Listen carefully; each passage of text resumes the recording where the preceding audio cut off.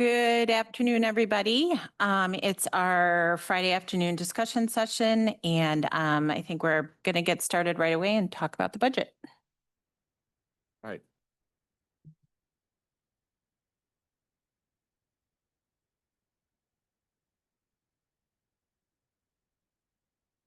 Okay, here we go. One of my favorite days of the year. Today is our budget work session. So I'm going to go through the annual operating budget. We did the CIP last month and had that approved by resolution.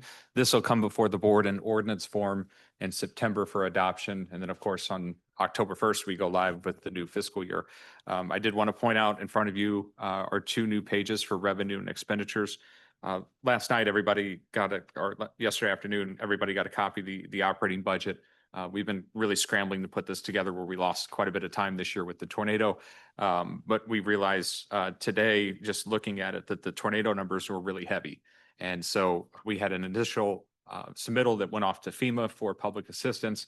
That number had an estimate in there about just under $13.3 million for public damage, but that included damage at Fontbonne and Concordia. So the numbers that you have in the packet that was sent to you yesterday afternoon includes those expenditures. So what we've done is we've backed those numbers out. What I show on the screen today is going to be the revised numbers with those expenditures removed. So this is a much better depiction of where we're at financially, because it's not as dire as what you see in here, at least for fiscal year 26, where you see all of those expenditures for the tornado, but none of the reimbursement coming in just yet. And we're not really banking on any of the reimbursement coming until fiscal year 27. But what you're going to see at the bottom line are much healthier numbers than what you saw yesterday afternoon. So we apologize for that oversight. We caught it today. We're going to update all of those materials. We are going to double check the tornado numbers one more time before we do that. So you should have a revised proposed budget to you within the next few days, early part of next week. And that's what we'll utilize when we get into September. Yes, Alderman Beavis.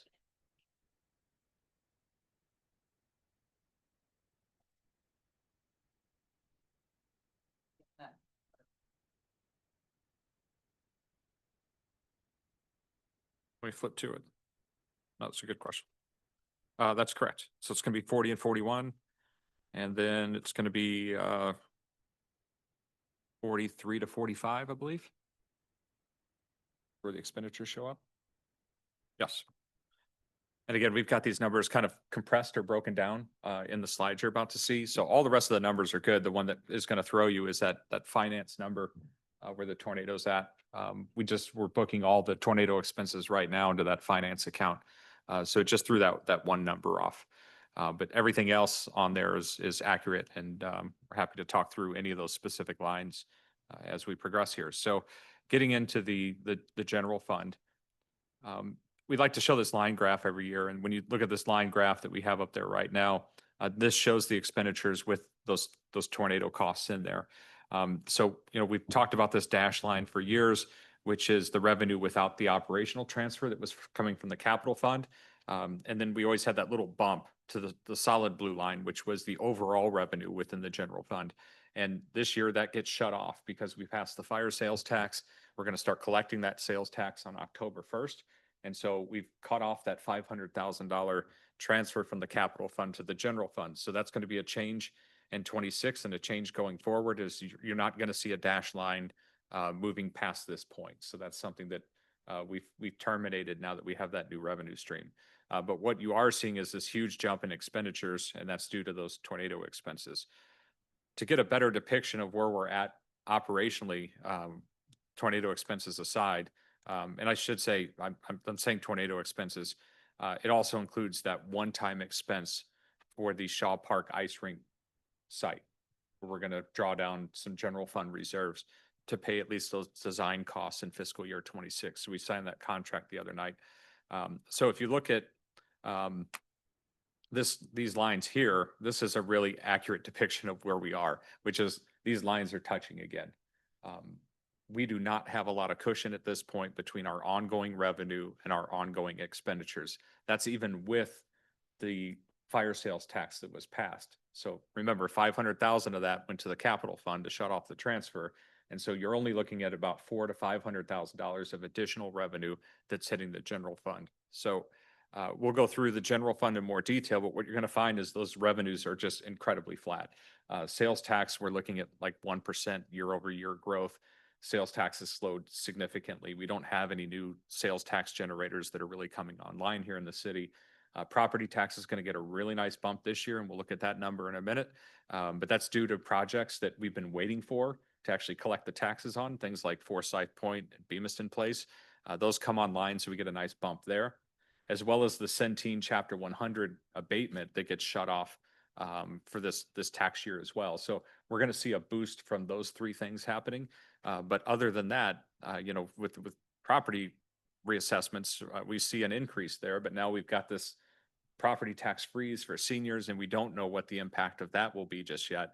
And we'll see how that goes over the next 2 years. But you're going to start to see, because of that, your property tax lines smooth, just like the sales tax has, or really flatten down to that 1-2% range. So if our revenue growth is only 1 to 2% per year, we're seeing consistent expenditure growth, probably more in that 5 to 6% range, due to contracts going up, salaries going up, that type of thing. We're going to be in a situation again, not too far off, in fiscal year 27, where you start to see these lines cross again. So we've headed that off in the past by having residents pay for trash. We pass a fire sales tax. We've leaned up our expenditures without cutting any other services. But we're at the point where we really can't pull expenses back anymore without drastic service cuts. And we have to look at, potentially either raising revenue or finding a way to get service costs down by cooperating and collaborating with our neighbors. And that's where a lot of our focus is being placed at this point. And we've started those conversations to look for those service areas where we could cut costs by working together. So I do want to put a lot of emphasis on the fact that this is where we're at. And as you know, every year, though, we budget the revenue rather conservatively because we don't want to miss on the short side with our estimates. And we budget the expenditures as if all of it's going to get spent. Every position is going to be filled with everybody taking, health insurance and doing those types of things. So we always realize some savings on the expenditure side because we'll have vacancies throughout the year and that sort of thing. Revenue, again, we tend to be kind of conservative, so we might have a little bit of a cushion. So they're close to touching. I don't know that it's spot on what you see here. We usually always have a little bit more cushion at the end of the year than what this line graph shows. But I mean, we're getting to that point again. We're within the next couple of years, they're going to cross. And remember that we do have labor negotiations coming up this next year where the CBA, we're going to have to renegotiate CBAs with both police and fire. And what we've seen in the market overall for public safety is really substantial increases since our CBA went into place in fiscal year 23.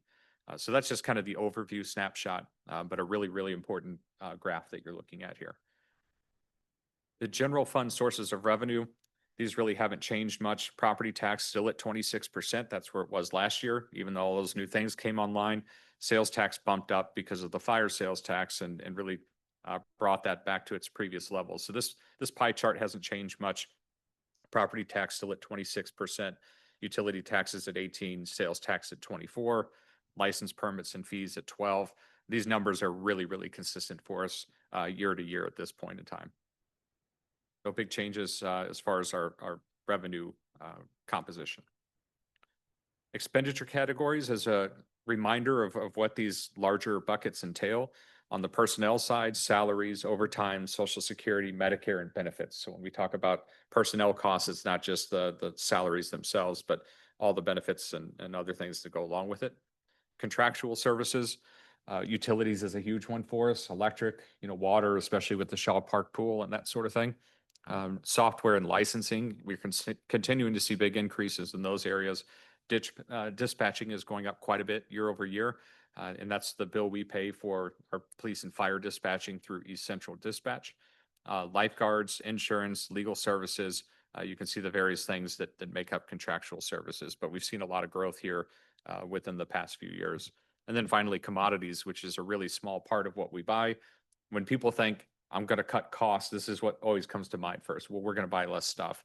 But when you see the makeup of our expenditures in a minute here, you'll realize that very little what we buy is actually commodities.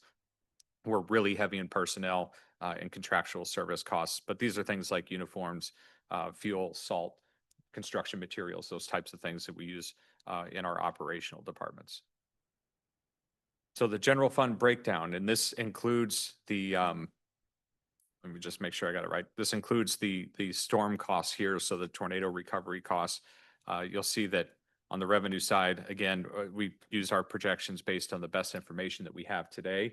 So what buildings are going to be coming online? Is there any other big user that's potentially going to come, or a big draw from a sales tax perspective?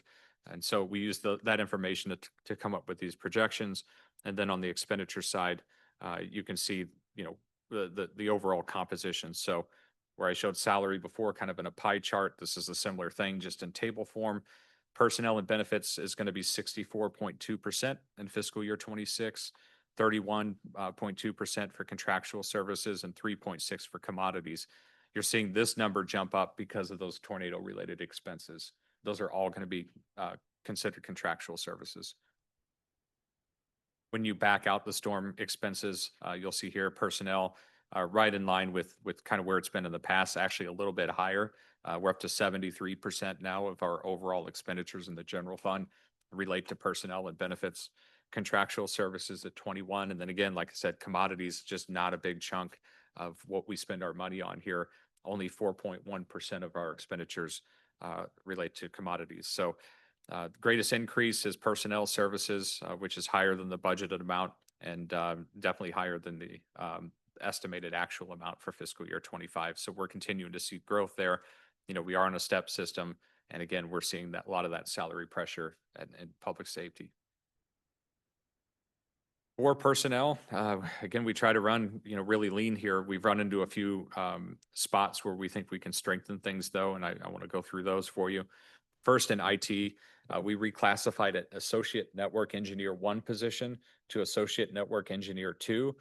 We really want to create a mid-tier position within our network engineer group. So we want to give them the opportunity to be somewhat mobile here at Clayton, even though we have a limited number of positions for network engineers. One of the reasons for that is we've had a lot of trouble retaining those personnel over time. They leave because they want to take that next step in their career. And so we want to create kind of this intermediate step here to try to help with retention with our network engineers. When you lose a network engineer, it takes a long time to get back up to speed because they understand your systems, which are always unique and complex. And as you know, we split IT costs with Brentwood and Richmond Heights because we provide their IT services. And they've seen the same thing is when we lose a network engineer, the new network engineer that comes in to replace them, they have to learn 3 separate systems and the learning curve is very, very steep. So we're trying to do our best to retain them. There's not a huge jump in salary from the network engineer 1 to 2, but it's enough to entice somebody to want to stay here with us. So we've got really good network engineers, don't want to lose anybody. And so we've proposed that additional reclassification. We have an additional planning technician in the planning department to provide support and streamline services. This is because of the work pressure in that particular department. As you know, we're implementing the comprehensive plan. At the last meeting, you saw that really impressive presentation from Ryan, one of our planners here. We are doing a lot of this stuff in-house, and actually our in-house capabilities are as good as anything you're going to find outside if you were to go with a consultant. They're doing amazing things down there with a very limited staff. But we're getting to the point where the number of items that we're working on between commercial zoning, neighborhood characteristics, stormwater regulations, all of those, we feel we would be best served hiring a planning tech and using in-house talent to work on those things rather than go out and use a consultant, which would actually cost more than a planning tech. So that's a proposal that we have in here. And then finally, a municipal service technician 2 in Parks and Rec. And this is to maintain a lot of the named gardens. So we have gardens that have been donated to us over time that don't look particularly good. They get the same level of attention as everything else, but they're definitely more high profile. We also know that we have the Shaw Park ice rink that's going to happen at some point. But Parks and Rec is just really stretched as far as trying to get all of their stuff done, fields striped, and everything taken care of at this point. So to relieve that pressure, we are recommending an additional position there, although we've put it in the budget as a mid-year hire. So we wouldn't hire this person until we get to the warm months, until we get to next spring. So the budget only shows 6 months of this new position being added. Any questions about any of those? We do have Larry here from IT, we have Anna from planning, and then also Tony from Parks. If you have any specific questions about how we would utilize those staff members.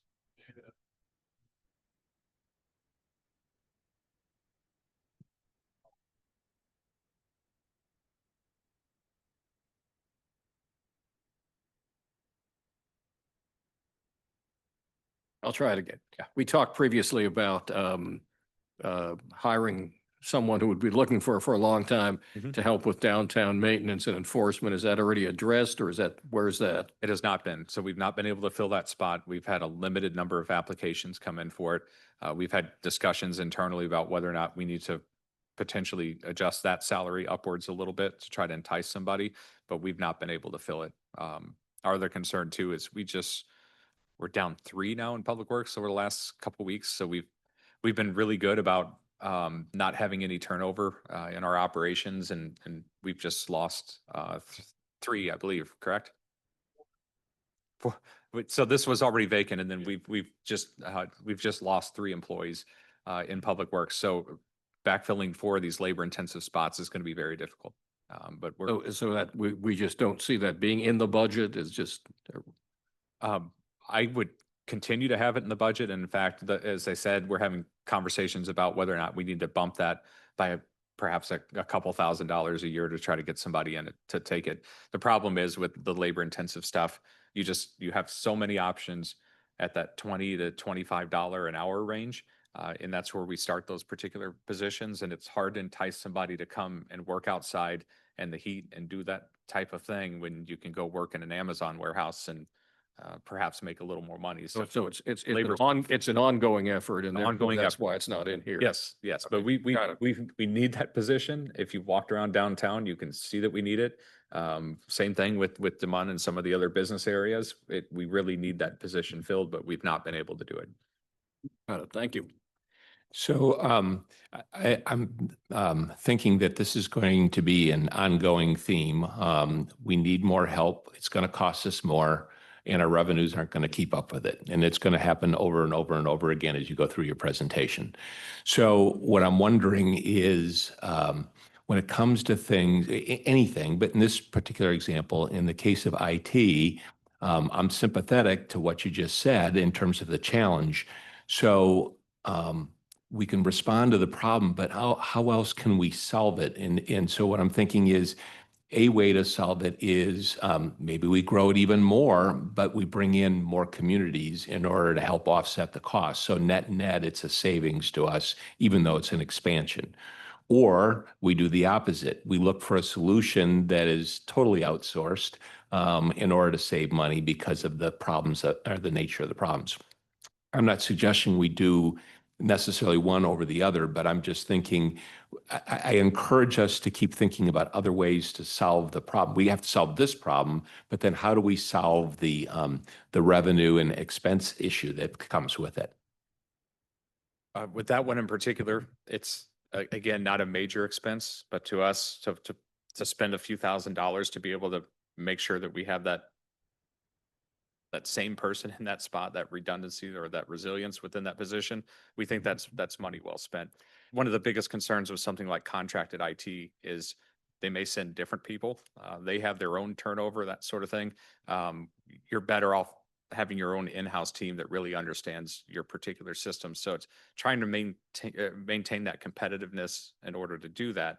But I agree. I mean, we're looking at a lot of different ways to try to not so much IT, but maybe outside of that, ways to try to get expenses down by collaborating more. Right. So I don't really want to recommend the outsourcing one, but I do know that, to your point, if many communities are looking for ways to address budget pressure, then maybe we could be part of the solution by offering this service. And so even if it is what you're saying, a modest amount of money, maybe we can actually turn it into a net positive for us. And so it's a way to work on that. Yeah, that's something we can talk about.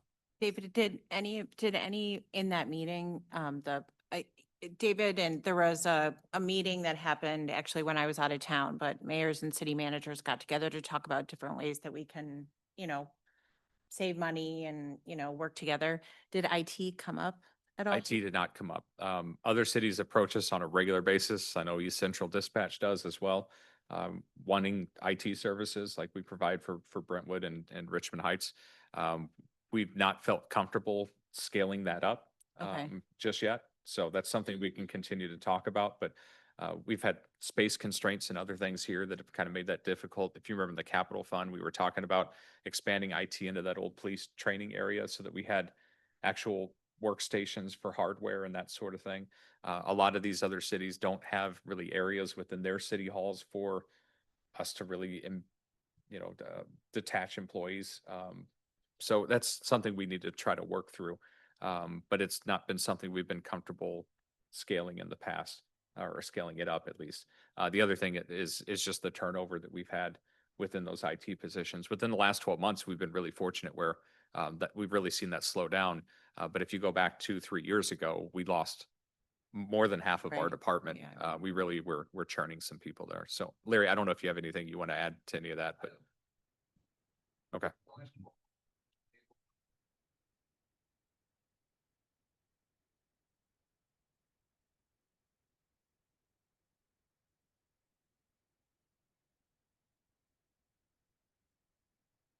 Real quick question on that same topic with IT. It's pretty simple. So as we cooperate with, Brentwood and Richmond Heights, is it structured in such a way that, when, I know this is a modest increase, but is that just then split between all of them or by percentage usage? Yeah, so it'll be split between everyone.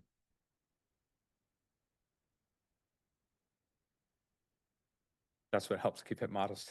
So, Mhm. yeah, that's where we're seeing the benefit of it. Thank you. Any questions about any of these other positions?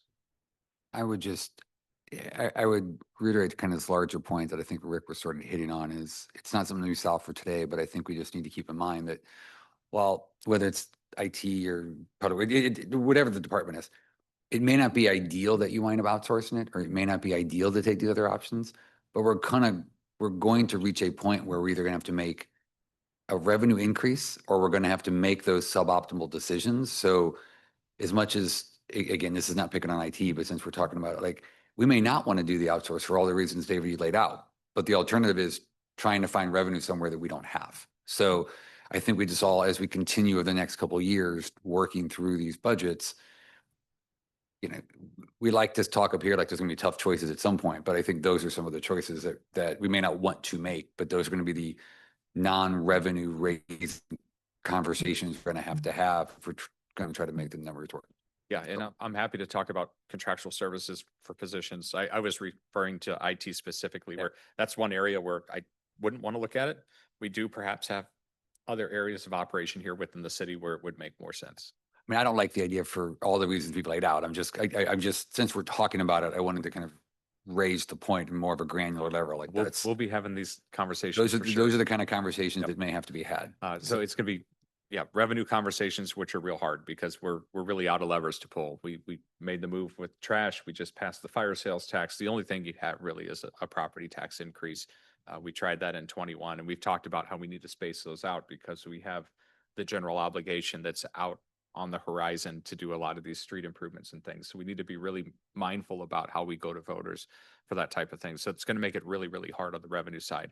So the only way we can make things happen is shared services, maybe contracting out some services, or having the hard conversations about reducing service levels here in the city. Yeah, that's where we're at. Any other questions about the staffing?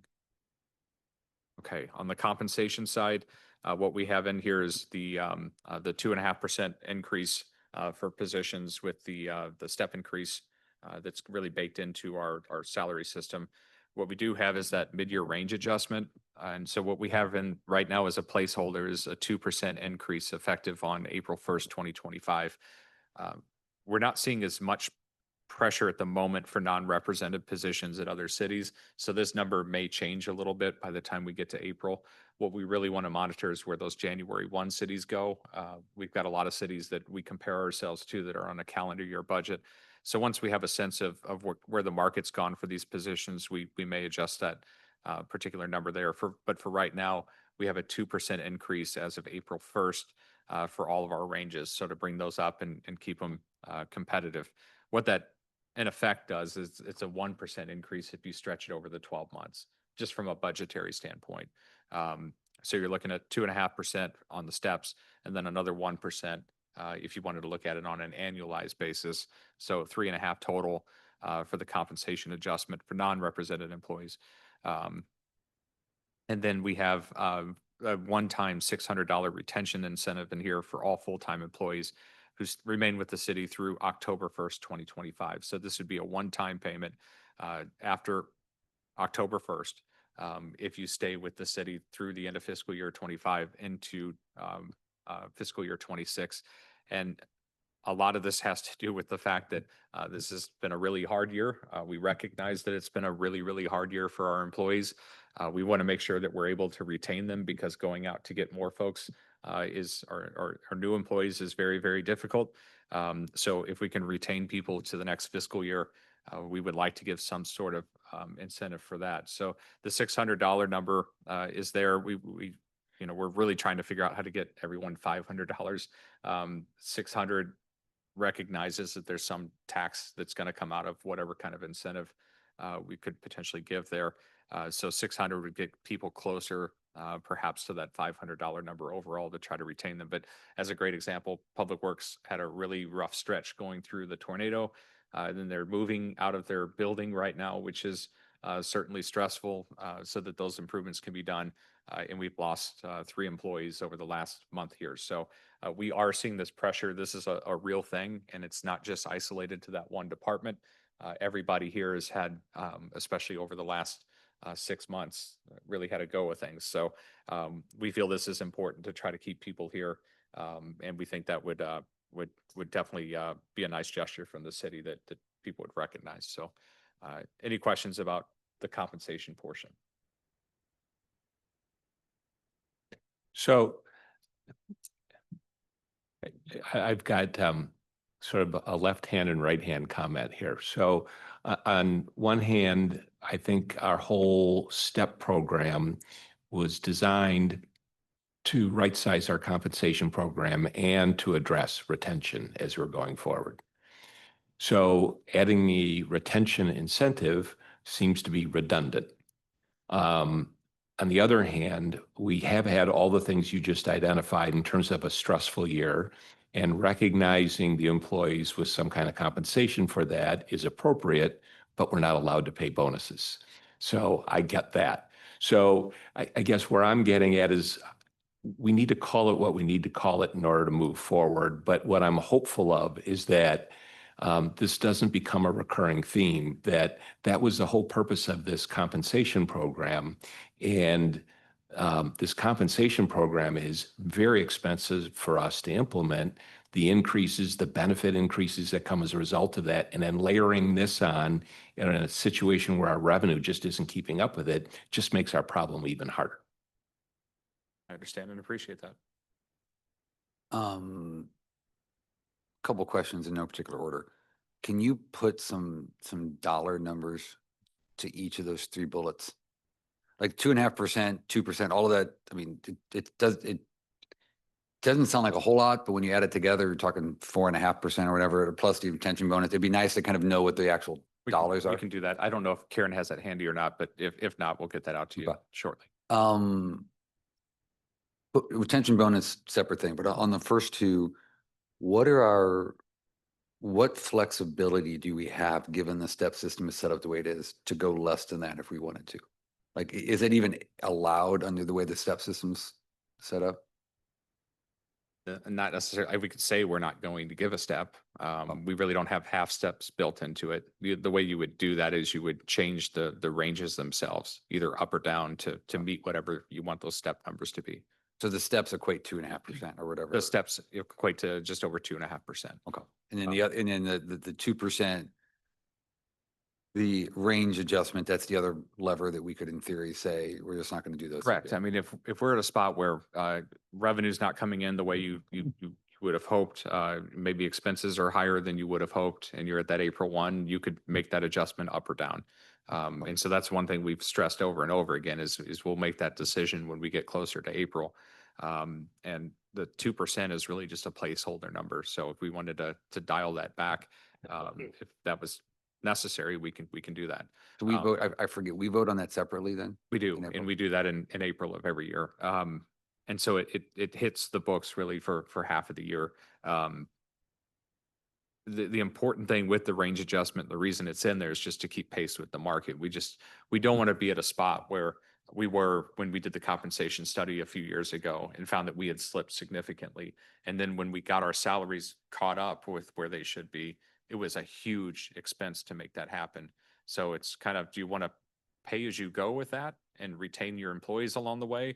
Or are you okay in the meantime, kind of falling behind, but recognize when you get to comp study time, you're going to have to Yeah. bump those salaries up because you will start to lose people. Yeah, I mean, it gets, I mean, it, as Rick stated earlier, it all circles around the same questions, which is you either potentially slow raises now and maybe lose some folks, but it stretches out how long you can provide the quote, same level of service.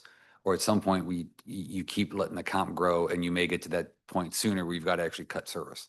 Arguably though, if you keep losing a bunch of people, you're cutting service Yeah, one way or the other. that's exactly right. So if that's the direction that we start to head here, I would rather have real conversations about service levels, but keep salaries where they should be rather than have salaries drag and then have morale and retention issues to get it what in the end is a service level cut. So if we think we need to get to the point where, hey, salaries are a big problem, where, you know, we're paying too much in compensation, we got to do something about it to balance the budget. I think all of those conversations need to take place in the form of service cut conversations. And then the salary stuff will do whatever, you know, has to happen in order to meet whatever that new service level is. But to play around with the ranges, I would recommend that we not do that because we do want to retain everybody that's here and not cause morale issues. Yeah. Do you think about it more as keep comp where it should be and maybe have less people equal to less service levels than trying to keep the same amount of people, but just wind up slowing the rate of Yeah, growth? I would Is rather that you kind of say, thing? we don't want to provide X service anymore. And then we look at what that implication is on our staffing level. And then usually through attrition, you can back that staffing level down to whatever you need it to be and just not fill those positions that you would have utilized to provide that service level previously and realize your savings that way, rather than saying, hey, we're going to pay people less. And if we lose some, that's okay. No, that makes sense. Employees That's fair. feel that, and that doesn't Okay. go over well.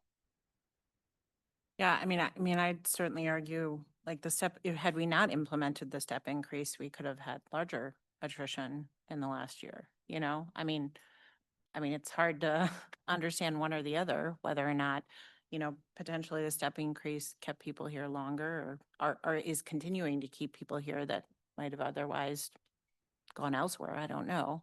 And I think Public Works, I mean, I'm disappointed to hear that, but, you know, as David just, you know, there's a lot of changes going on right now that probably doesn't make for a very pleasant work environment. But 2 years from now, when we have a brand new Public Works building, I would hope that, you know, a lot of people will be like, hey, I just heard that Clayton has a new Public Works building. Sounds like it's, wonderful to work there. So I think I'm going to go check that out. Whereas right now, potentially people are working in trailers or, I mean, I know there's a lot of things going on right now, which doesn't make for a very pleasant work environment. So, and I think it's a good reminder to all of us too, that like, we don't, I get worried about not implementing, and I'm not suggesting that you guys were suggesting this, but I just want to continue to be in a place where we're paying people what, Richmond Heights, Brentwood, Maplewood, Webster are paying.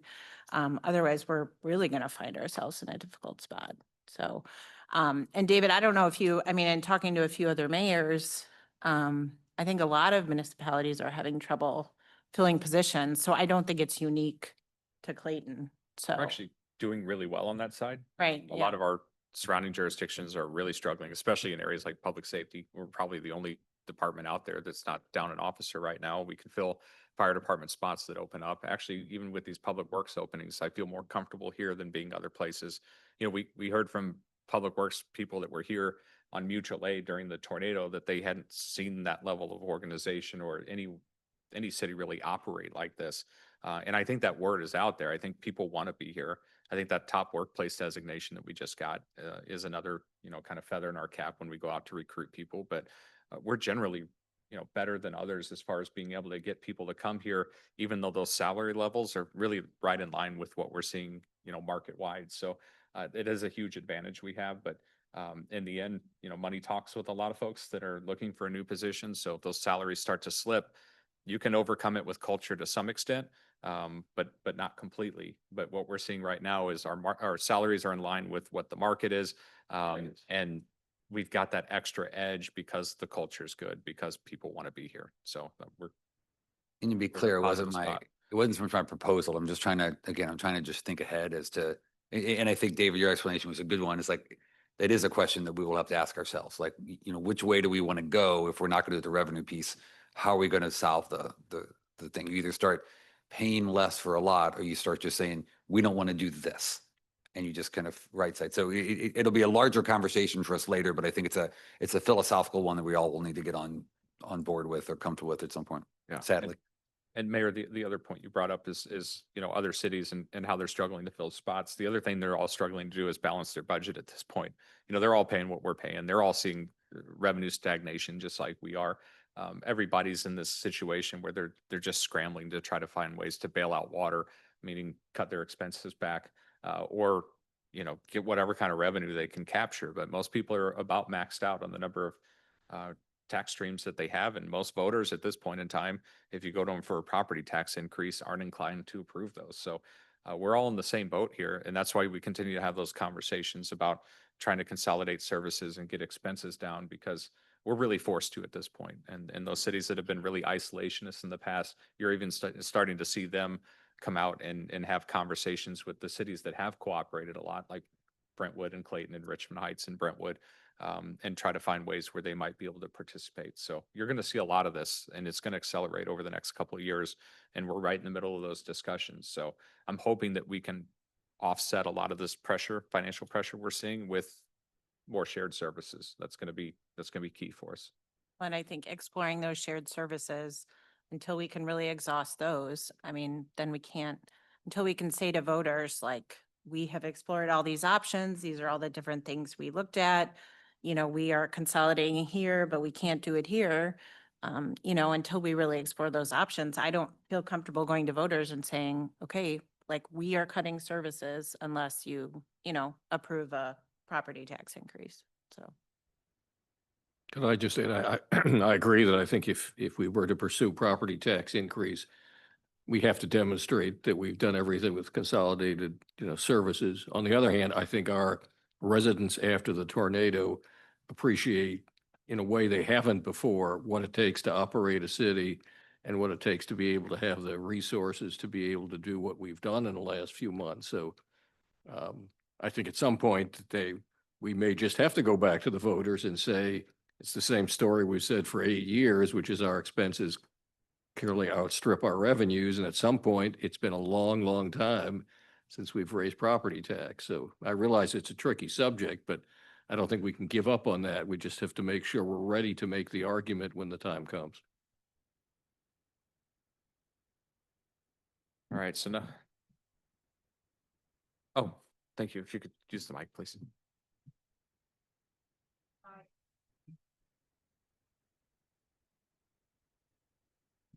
Okay, so the estimated cost for the retention incentive is 115,616. So 115,616. Then just a moment while I flip screens.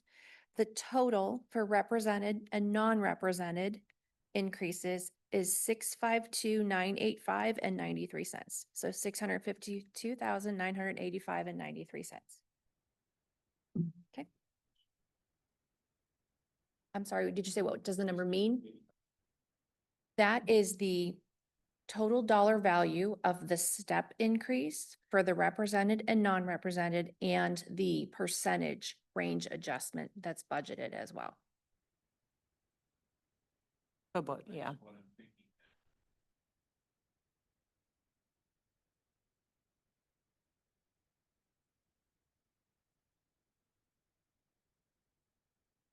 So our personnel, our extra expenditures are about 30% of, so yeah. Questions?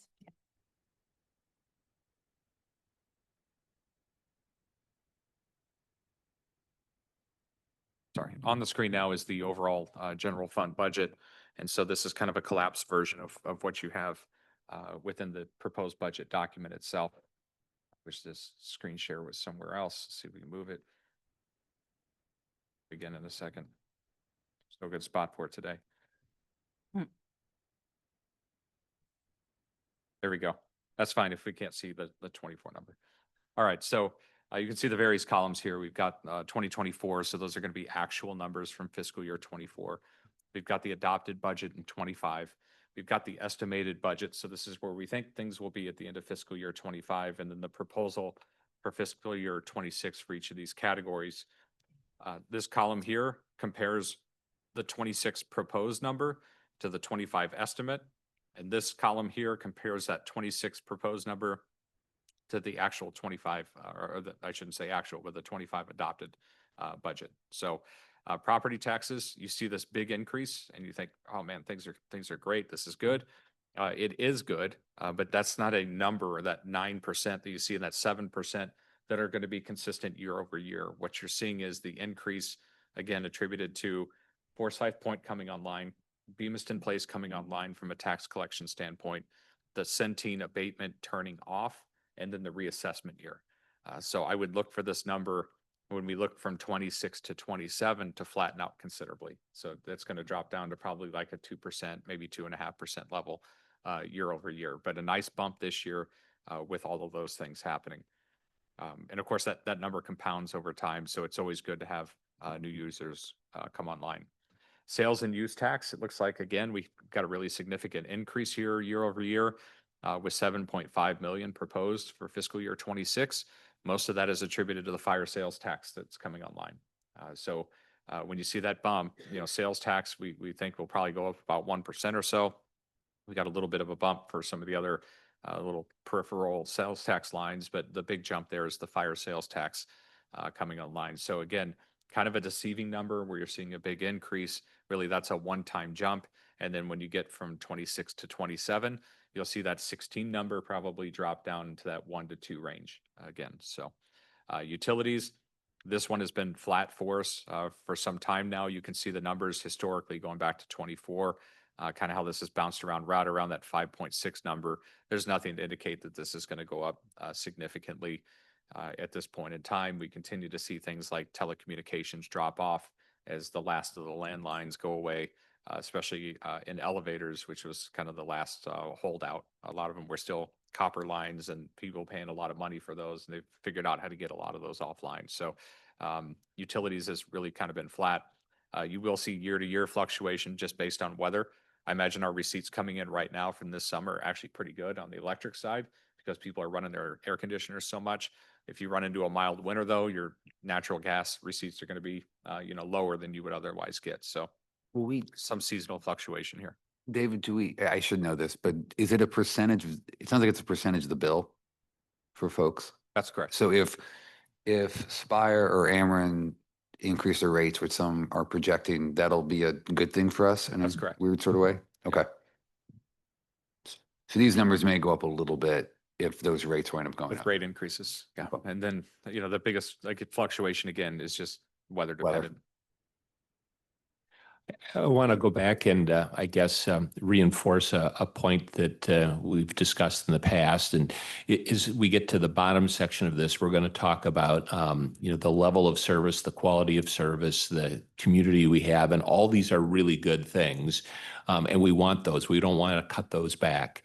So what can we do on this top part in order to drive more revenue? And so aside from raising a tax. And so I go back to, what is the asset that's underutilized? And the one of them, at least in many parts of our community, are vacancies. And so commercial vacancies, if we can help in whatever way we can to get higher levels of commercial occupancy, That'll help with property tax or abate property tax appeals. If it's retail in any way, it drives more sales tax and it at least stabilizes utility tax. So all of those are really important to us. And so we're going to keep talking about the pressures on expense, but I also want to make sure especially if we're going back to the voters, that we can go back and say, and we've worked on trying to take advantage of these other assets we have in order to drive more revenue. I agree. And it's a priority for us. And I imagine once we get the Economic Development Committee up and going to implement the economic development policy, I would imagine that's the first thing that we'll be trying to tackle. The other lines, again, don't make up as much of the budget as what we just talked about. I will highlight licenses, permits, and fees, which is building permits. We do show a little bit of a bump there up to 3.7 million. We saw this lag in 25, and we did the budget amendment at the last meeting, and we dropped some of the permit revenues. We are going to see a little bit of a bump, though, with the tornado permits that we're getting. So it's not necessarily large projects that are driving this number up, but there will be some additional revenue with the number of permits we're issuing at the moment for building improvements related to that. So we do see a 9% increase over last year's estimate, which is, a sizable amount relative, all relative. Parks and Recreation, relatively flat, again, 2%. Fines, we've seen this number really kind of crater over time, especially if you look back to the pre-Ferguson reform days to where we are now. You see we're at 681,000. We're proposing for 26. We missed our mark in 24 and had to adjust it down to 778.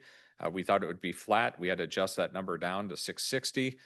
This year we're putting it in at 681. We'll see where it goes. Hopefully we don't have to adjust that down the way we have in the past, because courts is an area where, from a fine standpoint, court really doesn't cover costs to actually run your municipal court. When you look at what you're paying in salaries and personnel and that sort of thing, it's a necessary function, but that's a reason why our neighboring cities are looking at their municipal courts and trying to figure out whether or not it makes sense to consolidate those.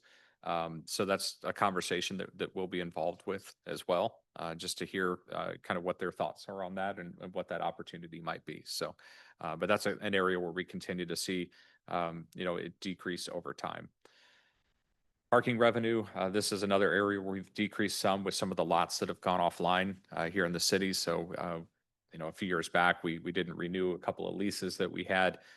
We've seen parking demand drop a little bit with some of the offices not being completely full again.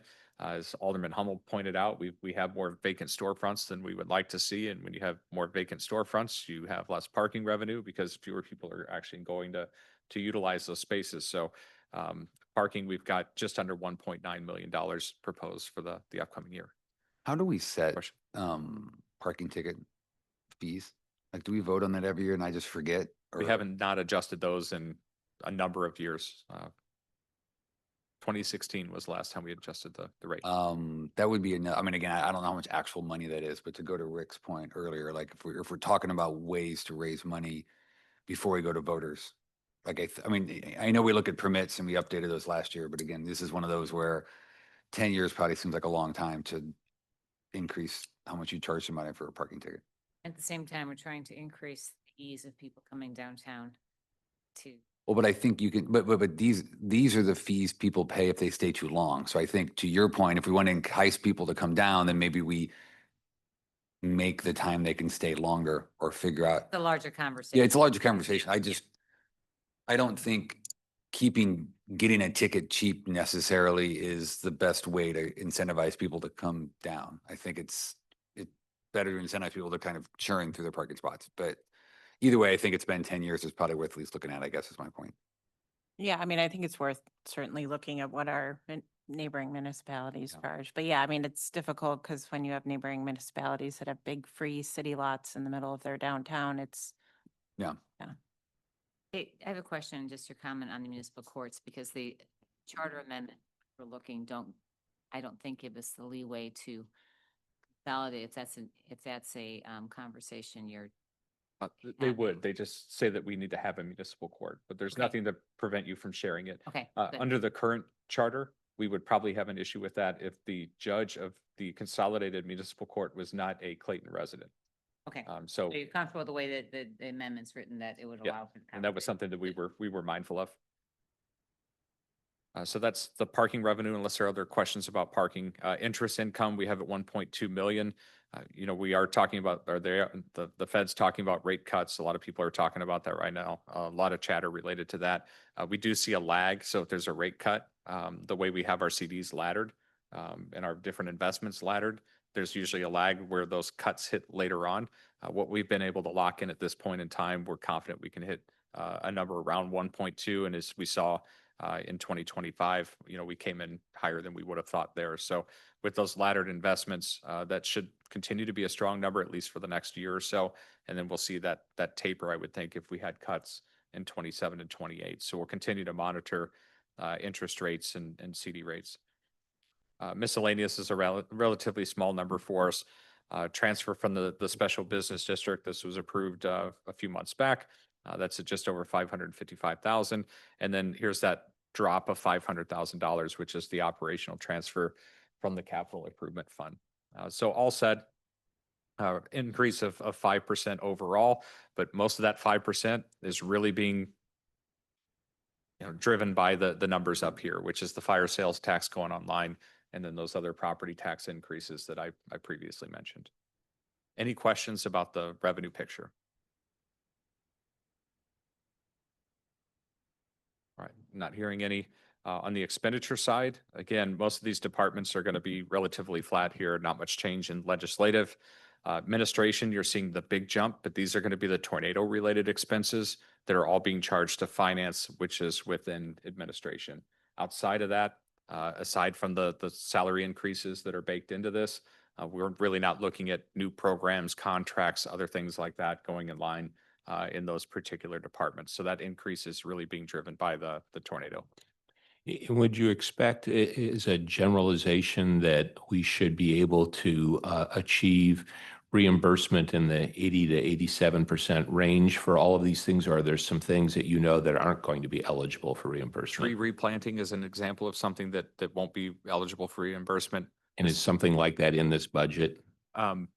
Yes, it's on the expense side, and when we go to do the revenue side in 27, when we start to look at that, we're going to have to back those numbers out. But the initial expense will be in there. Yeah. So tree replanting, which is a big number, but it's not going to be as big as things like street lighting and some of those other items. There's some stump removal that may not qualify, tree pruning kind of stuff. So there are going to be some expenses related to the storm that are captured on the expense side that you're not going to see the reimbursement for. This is still a number, and I'll say this too, we really need to dial in. So we're in that 60-day window where we've got to build our projects for FEMA. This number is going to fluctuate quite a bit, especially once we go out to bid for these types of things. So what you're seeing is really a placeholder at this point, kind of an early estimate. The street lighting system in particular is going to be very, very expensive to repair. But until we have an electrical engineer design a lot of this stuff for us with good cost estimates, it's going to be kind of hard to put a good number to it. We can try to figure out, we have X number of poles that have to be replaced and a pole costs this much. We've got this many linear feet of cable that needs to be redone, and that typically costs this much, and we can come up with an estimate. But until we really get into the guts of that work, because the streetlight system's in really bad shape, like in the north side of the 7500 block in the Moorlands, sections along Wydown are in really bad shape. Sections in Hillcrest are in bad shape.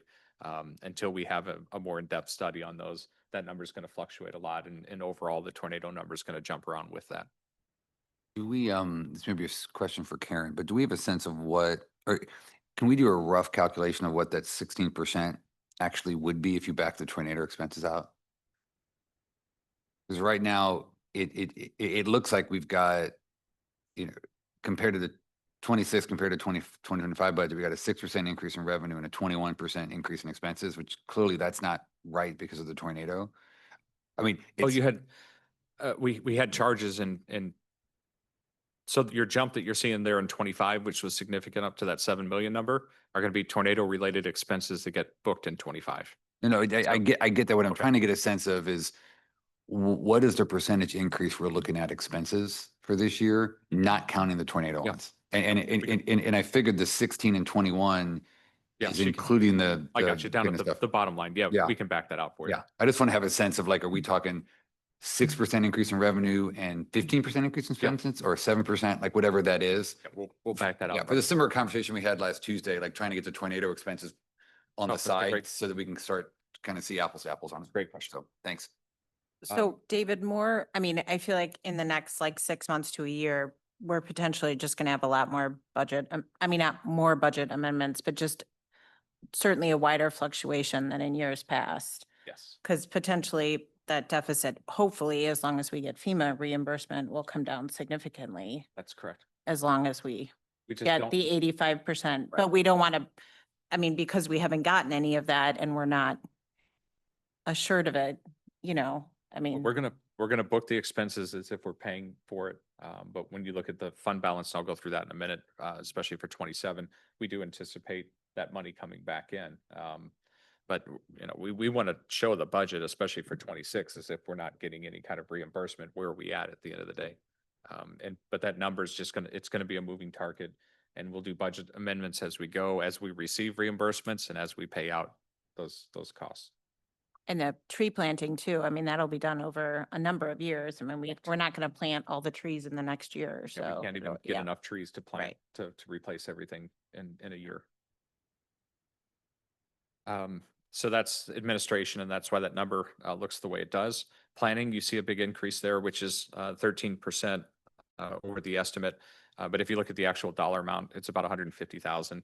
That's going to be the salary increases for those employees plus the new planning tech. So you're looking at a new position plus salary and benefits, and that's what's making that number bump up to 13%. Police is at 7%. So what you're looking at there is salary increases, but also an increase to our dispatching fees. So all of our dispatching services are booked to police. And we saw a pretty big jump in our ECDC bill from fiscal year 25 to 26. And so that's what's driving that number up to 7%. That's salary increases plus dispatching cost. On the fire side, 5% increase there. That's going to be mainly the personnel increases. There are some specialized equipment things that we need to replace within the fire department. So we have a number of things that really have a lifespan to them that have to be repurchased, but that's all included in there as well. We're really at the point where, again, unless something absolutely has to be replaced, it's a safety type issue. We're not adding much to these budgets at this point. We did add cancer screening, which is something we didn't have in the past. So that's, something that I know our firefighters have certainly been looking for, something other cities are providing at this point. And so there's been some big advancements on that front. So we definitely want to take advantage of that as well. So that's one of the few ads that we had within the fire department this year. Public Works, 4%. Again, you're looking at salary increases, maybe a little bit increase in some of the contractual services. Fuel costs have gone up a little bit over what we budgeted for last year. So you'll see that in there. And then, salt, our salt dome, if you went on the tour there at the garage, isn't completely packed at this point in time. So we do need to fill that back up. So salt expenses are going to be a little bit higher than they were last year. Would we expect when the fire trucks actually show up, will we need to take on a lot of additional costs to prep and train for that? Or is that, we should be pretty good with that? No, we should be good with that. Okay. What we're going to see is a decrease in expenditures for our maintenance, and that's included in here. So Okay. we do know that that's going to be rolled back, but not completely. Because if you remember the talk we had at the retreat about a reserve apparatus, we're going to have to keep a truck in service for our reserve vehicle. And our reserves are just awful. So we know we're not going to zero on the maintenance costs with the new stuff. We're still going to have to keep some money in there just to keep the backup truck up and running. But there's no big expenses we should expect to see once. Not the on new the ship training shows side, up? no. Okay. So Public Works relatively flat. Parks, you're seeing that new position being added here. The other thing you're seeing is the Shaw Park design, so the livable community design. That's what's bumping that number up. So we're happy to get that underway. And as you know, that's coming from the general fund reserve, but that's where that number is bumping up. So again, when we net that number out for you, Alderman York, we'll net it without that expense in there as well. We'll back that and the tornado back both out. And then insurance, relatively flat on that side, which is good because insurance is usually a big jump for us. Any questions about revenues and expenditures other than what's the net number, and we'll send that out. Not hearing any. Fund balance. Always like to talk about this. Our goal, of course, is 50% of our projected operating expenditures. We have and then we have I'm sorry, the minimum is 25. I should always point that out. 50% is our goal, but at 40%, that's when we take action to make sure that we don't get down to that 25% number. So when we look at our fund balance going forward here, I've got it really drawn a couple of different ways. So including the storm and the one-time draw in 26, and this is without that reimbursement coming in because we don't know if that's going to happen or not. You're at a 58% fund balance at the end of fiscal year 26. And I'll show you the numbers here in a second, but this is your fund balance on a line graph. You are seeing that first hit here for the tornado money.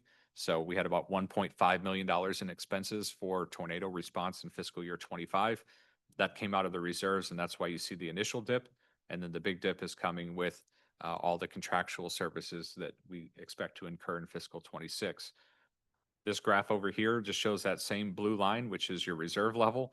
This orange line is going to be your expenses. So you can see those two running away from each other, which is what you would expect them to do when you're in a deficit spend situation for something like the tornado expenses. So that's the overall graph and kind of where things are headed, the trajectory here. When we look at it though, and we put an extra year on there, assuming that reimbursement coming in, you can see that number jump back up. So here again is that initial drop that we're seeing from fiscal year 24 to 25. Here's the big drop going into 26, and then jumping back up to around 74% in fiscal year 27. And you can see those lines start to close in again on each other. So we are trying to look at, where are we going to be at fund balance wise if we get the FEMA reimbursement, and you can see we'll be right back to a really healthy level there at over 70%. When you look at the raw numbers themselves, here's 24, 25, and 26. Again, we don't show 27 there, but this is with the tornado expenses and the Shaw Park project. So you can see it drop into 64% at the end of fiscal year 26. If we didn't have this going on, you would see us drop 1% from 83 down to 82% on the fund balance.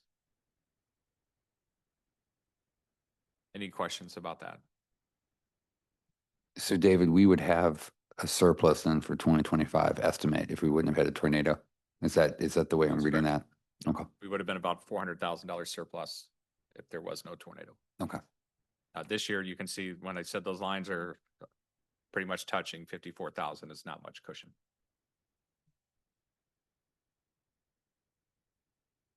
Oh, great. If you can. Thank you.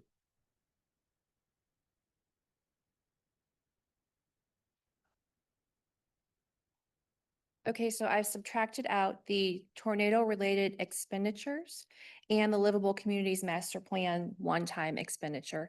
And I have a revenue year-over-year change of 5.02%. And I have an expenditure year-over-year change of 6.19%, which is in line with what we usually do.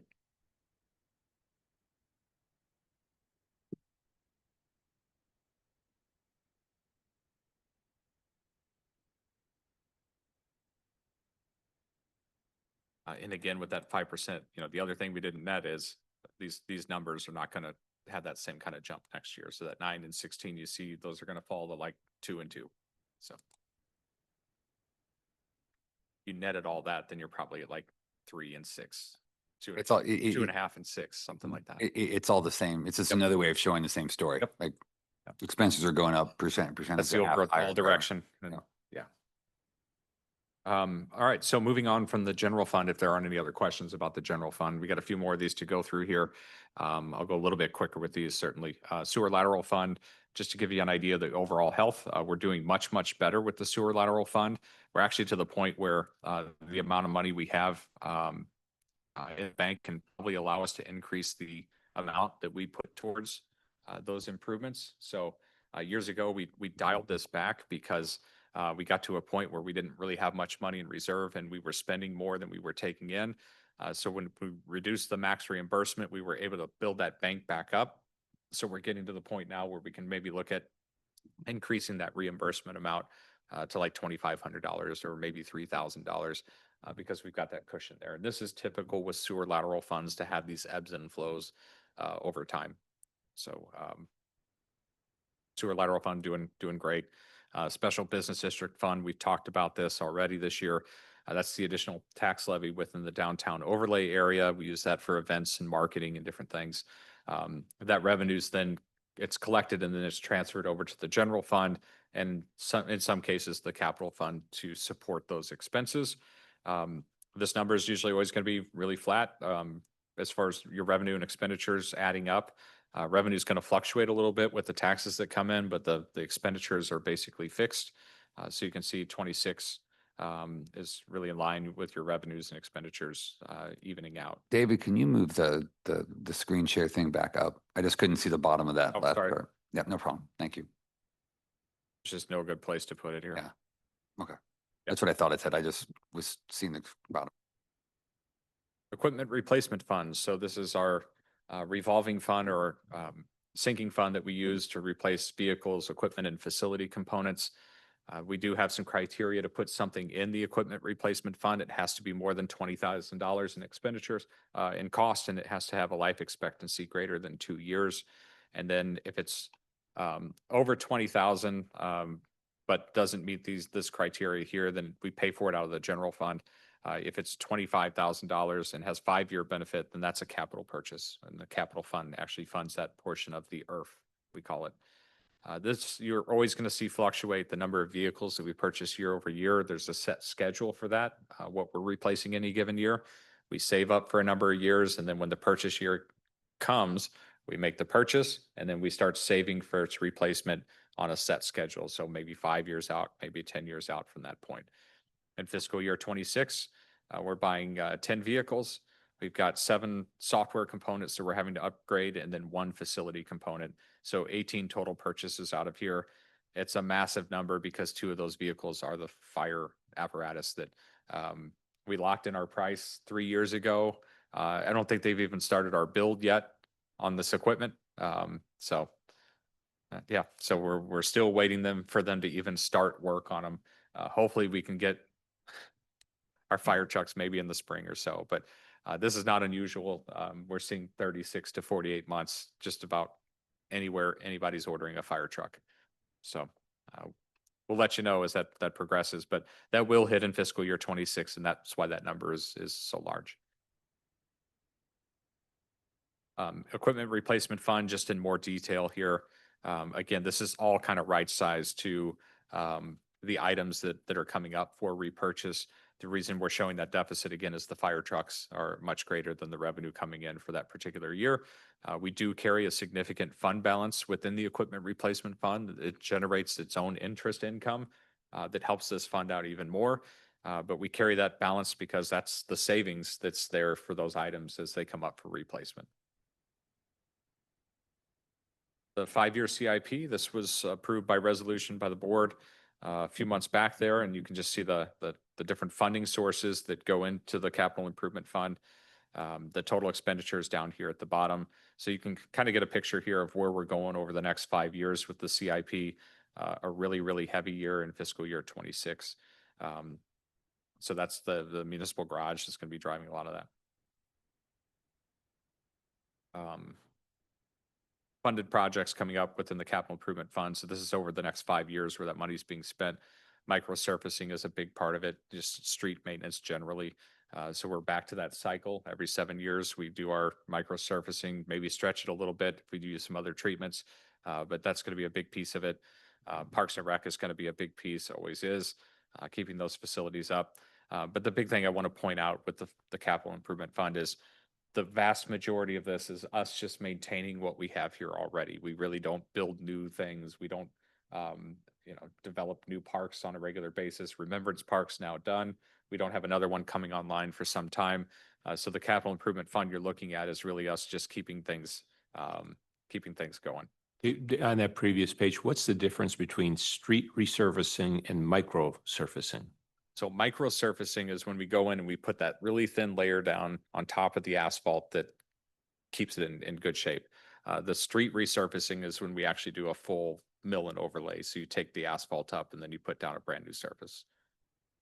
And that's what we'll be doing. That's what you'll see here in the CBD here shortly is we'll take the asphalt down to the base, and then we'll put down a new layer of asphalt. Not that it matters one way or the other, but why do we choose to distinguish them differently and Yeah, not just? so lump no, them that's a together? great question. So we have a pavement management program here that we use. So when we resurface a street, so we take off that top layer down to its base and we put down a new layer of asphalt. You get your brand new, nice asphalt street. What we do is we want to prolong the life of that asphalt as long as possible because mill and overlay is very expensive.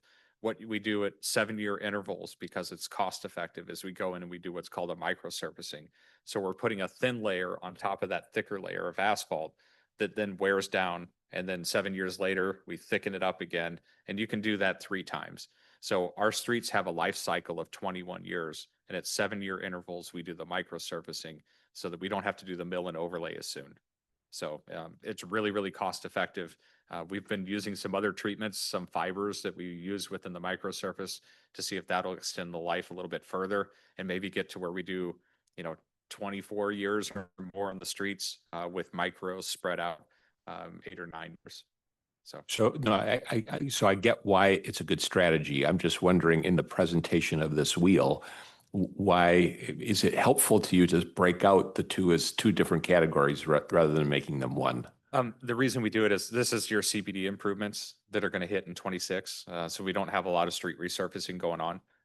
Microsurfacing is what we're doing on a regular basis. And that's why we break it out like that. So the road bond issue we keep talking about that took place a while ago that may be coming, is that resurfacing or is that even more than that? That's like, or is that going all the way down and digging the whole road bed out and No, starting from no, scratch? it'll be resurfaced again. It'll be a mill and overlay. The base should be in good shape. Gotcha, Yeah, okay. it's so compacted after being a street for that long.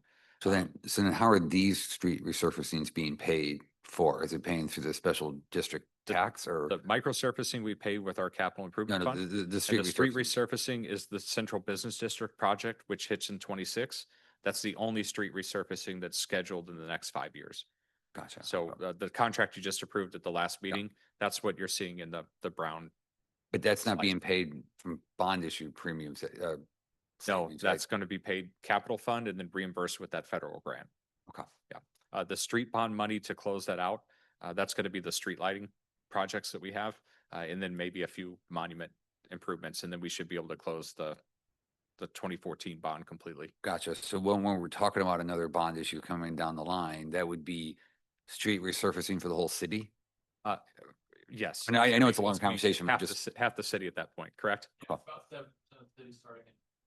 Okay, cool. And Okay. so so when we get to that 5-year CIP, like most of this thing will be brown. It's gonna be a huge number. Street lighting, if we lump that in with the geo bond, will be another big piece of that. So, Yeah, okay, thanks. any questions about the capital improvement fund? But great question on the pavement management. Proposed capital fund projects. So this is what we have funded coming up. Again, that big chunk is that resurfacing that you see here, $1.1 million in the Central Business District. We do have municipal park grants for a lot of these parks projects that you see. So that's really good. And I don't, unless there are questions, I'm not going to go over the projects again. We've been through those. But I do want to show you on the geo bond. You just asked about that. We are closing out the geo bond by doing the streetlight extension on Linden, which is Pershing to Kingsbury. That's 60,000. And then we have streetlight replacements in Wydown Forest and then High Point to Munn. There could be some streetlights that were impacted by the tornado in High Point to Munn, and we'll figure out how to work those into the larger project. But we need to get at least the design done on those and hopefully get some of the installation underway. And then the special obligation bond projects. This is the most recent issue that we had for the municipal garage project. You can see the big expenses there. We opened bids this week. And so those numbers came in line with what we expected with our cost estimates. So that was good. And then we're working through which contractor we're going to go with. So look for something on the next board agenda to actually get construction up and going. So we're really excited to be at that point. Any questions about capital projects? David, can I just ask, so on the geo bonds, like Matt was just saying that in 2034, we'll have to go out potentially for another one. Yes. So we've used the 2014 geo bonds to, I don't know if Matt was saying basically resurface or redo 70% of the streets in the city. So the other 30%, we're able to just use capital improvement. proceeds? I mean, generally, Because you'll have streets like the CBD streets that have fallen under other projects, that sort of. like federal funds. Brentwood, and- we did, Right. under federal funds. Maryland was done under federal funds. So we've determined that it will be about 2034 before we have to go back out so that we can get proceeds to actually begin resurfacing. That's where your 21-year pavement cycle is gonna hit. Okay. That's the last time they were done, so it will go But through like the. for the next 9 years, like where will the funding come? I mean, presumably there's going to be streets that we have to microsurface or potentially totally resurface. Yeah, we're in a cycle of more microsurfacings right now. Right now. And we are still pursuing grants when they're eligible streets for those, but most of them won't be, a lot of residential areas. 2015 is when we began utilizing the last bond funds. So 2034 to 36 is when that section fires back up. In 2014 and before, we paved a few residential streets that weren't part of the bond funds at that time. And that's why I said 70% when you take out federally funded streets, CBD, a few of those residential areas, Claverack, and I think it was Y down at the time. So it ended up being about 70% we paid with that bond fund when it came. Because we kind of get to a point, I guess, where it becomes, because it's obviously a lot more expensive to redo or totally resurface a street rather than microsurface. Yeah, So that's where we need to seek out additional funding to be able to do that. yeah, the way to think about it is a mill and overlay is a more expensive cost. A microsurface is about a fifth of that cost. Right. And the crack sealing we do, which is a lower level treatment, it's even like a fifth or even less of that cost. So it's trying to do those little bitty steps to keep the pavement at a high level. Because once it falls off the degradation cliff, then it's harder and more expensive to get it back. And then I know we talked about, we redid or we resurfaced Maryland in about approximately 2020, 2021. Mhm. And then hopefully, I guess in the next 4 or 5 years, we'll see if that pavement rejuvenator, I think that we put on Yep. was actually successful, I guess, to see if we can cut out more years. We started using that, not to go too deep. We did start using that in 2017 in residential areas with some tests, and we did push that first microsurfacing of the moorlands, for instance, to 27 because of the results we're seeing. So we're hopeful that translates to our arterials as well to begin to stretch out those times between treatments, as David mentioned, to 24 years or beyond. We've not applied that across the city just yet. So before we revamp our program, we still want to evaluate it, but it's looking good. Okay, thank you. Just a reminder that the debt service that we have out there.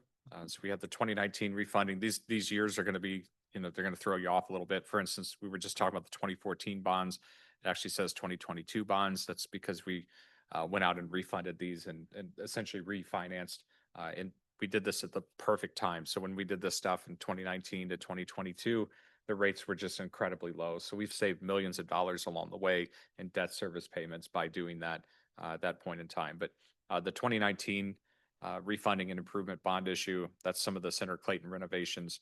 And then we refinanced some 2009 outstanding bonds. That's from when we purchased the police building.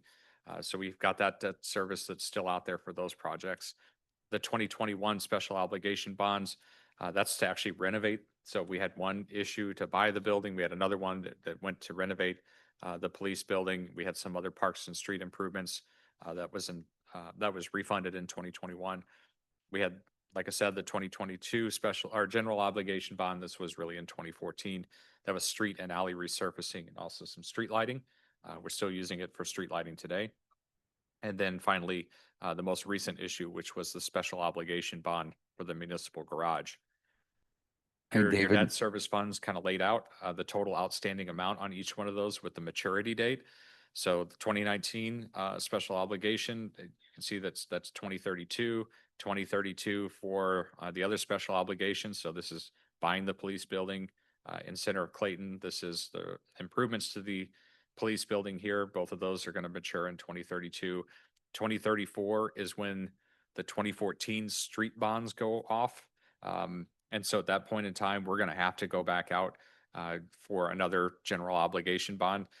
As soon as you borrow that first time to redo all of your streets and you don't save money in between to make that next purchase of it, you've locked yourself into a cycle where you're going to go out for a general obligation bond every time those streets need to be redone because they are on a cycle. So that's exactly where we're at in 2034, which is, 20 years after the first bond was issued. And we're talking about a 21-year life cycle on your streets. You're going to have to go back out for a general obligation bond to resurface the streets that you did last time. So we're going to be borrowing money to do that forever unless we're able to find some way in the future, after 2034 to save up, not only make the debt service payment, but save up for that next purchase. We're really locked into that cycle now. But anyhow, it goes off in 2034, $8.2 million left on those bonds. And then finally, this is a fresh one for us. We were just issued this debt this year for the Public Works building, and that goes off in 2044. So your total outstanding bonds at this point is just over $33 million. And when I say Public Works, I meant the municipal garage, which includes Parks and Recreation as well. Sorry, Tony. $33 million outstanding in bonds there. So debt service funds, this is your debt repayment by the funding source. So how these are paid for. Property tax, the only one with that is the general obligation bond. So those street resurfacings, you can see it goes off in 2034. There's a dedicated property tax that goes to just paying off that general obligation bonds. It was voter approved and it turns off there. But again, you're probably going to see this populated here with numbers going forward because we're going to have to issue new debt. Sales tax and capital improvement they're funding the rest of this. So 590,000 through 2032. This is going through one of the special obligation bonds, and then sales tax revenue, a mix of those going to pay off things like the municipal garage and the other special obligation debt that's out there. But this way you can see the annual expenditures.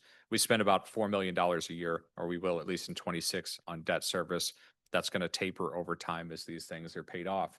But again, all of this stuff was to renovate the center. And we know, there's a life cycle to all the things that we just put in when we renovated the center. So that's going to come back around on us.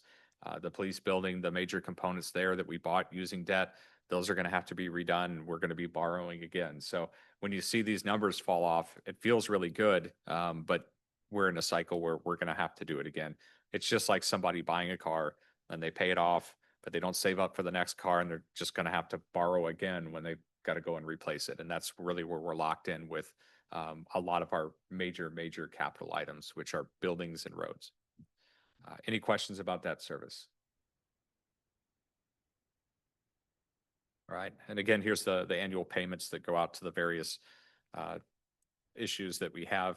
So 933 going to that special obligation refunding. We've got 490 going to the special obligation improvement, which was upgrading the police building. Pay $590,000 a year for the other one. And then we've got 906, that's parks improvements, 963 going to the streets. And then we pay $1 million a year for the municipal garage project.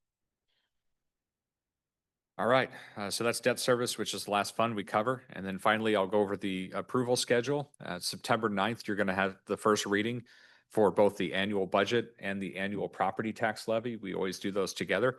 So public hearing, first reading, that'll be ready to go. We'll advertise all of that. We'll have approval of the CRSWC budget for the Center Clayton. They had a meeting this morning. You've got the meeting on September 3rd with the school district. Our approval will come on September 9th. And then September 23rd, we've got the second reading and final approval of both the tax levy and the budget. And of course, October 1 is our go live date. So that's the first day of the new fiscal year. Any questions about any of this?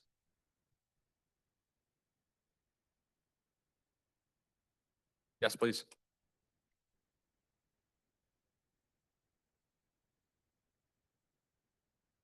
In addition to the debt schedules that were presented here on page 103, as we previously discussed, there's a note at the bottom that points out that the capital improvement sales tax, a portion of it is being shifted to the debt service fund so that we're being very, very transparent.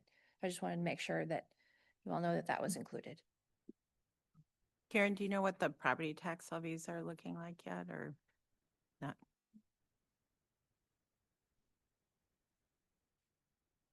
Yeah, then.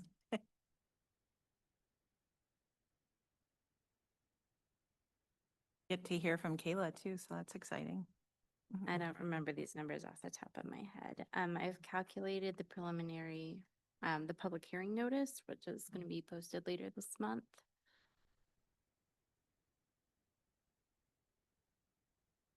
Curious if they went down again, or I guess they kind of, some go up, some go down. Rate will go down. Yeah. Can I ask a question while she's looking it up so we're not all staring at her? Because we had the CRSWC meeting this morning, I know we've got the standard transfer in, but what did we budget for the extra money we're gonna have to give them this year? Is that in the budget?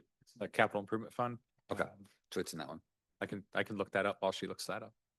It's, Have the current, if we already talked about it last meeting when we dealt with capital projects, that's fine. Unless I would Tony just- knows it, can just yell it out from the back. I'll I find. it just here. know we're gonna be paying more than what we originally budgeted just because of the deficit, and I just didn't know where we took that. But this year's budget looks better at the center than expected. 25, yes. Yeah. It'll be a couple $100,000 better than.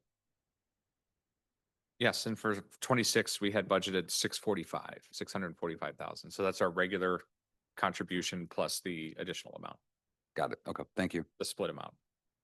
I haven't finished whether or not we'll have any recoupment calculations, and that has to go to the state auditor's office for review. So I don't have that piece included. That may affect it, as well as these are based on the preliminary assessed values of new construction, which could be adjusted by the Board of Equalization. So not final numbers, but are you interested mostly in the city general rates? Okay, so for residential, I'm looking at 0.454. And last year, residential city general was 0.493, so it's gone down. Commercial this year would be 0.552 compared to last year's final rate was 0.666. And personal property staying the same at 0.707. Thank you. And if I'm not mistaken, the original voter approval back in 1995 was like 90 cents or more. So it's been cut in half in the last 30 years since the last time we did a property tax increase. It continues to be difficult to explain to residents why, they're paying so much more in property taxes, but, our rate continues to go down. So it's just a difficult thing to explain to people. Yeah, that's what I was, So- that's what I was just saying. It's like they approved one level and we don't actually collect that anymore. Right. And it's hard to explain to them how, their bills are higher, but it's not really going to us. Right. All right, any other questions for us? As I said, we are going to amend the proposed budget that you have in front of you and make those adjustments for the tornado. It might change a little bit from what you saw this afternoon too. I want to make sure that those numbers are really dialed in. So we'll get that to you, and that's going to be our best initial guess as to what we're going to spend on storm-related expenses. Is there any other information you'd like for us to provide? I don't have more information, but I just want to confirm the conclusion I think I saw. It seemed it was pretty clear. And that is our fund balance, even in a worst case scenario regarding tornado expenses, looks like we're not going to be in a cash flow timing issue. We've got plenty of cash to get us through all that. Obviously, where we are a year or two from now is highly dependent on the FEMA reimbursement. But okay, I just wanted to make sure we don't have to worry about That's timing. correct. We don't have any issue from a cash flow standpoint. Great. Anybody else? Well, David, thanks for the presentation as always, and Kayla and Karen, and I know there's other people in your staff. I know it was a lot harder this year given everything that happened with the tornado. So I appreciate, that I know it was a little bit more of a crunch in the last few weeks. So thank you for all the hard work.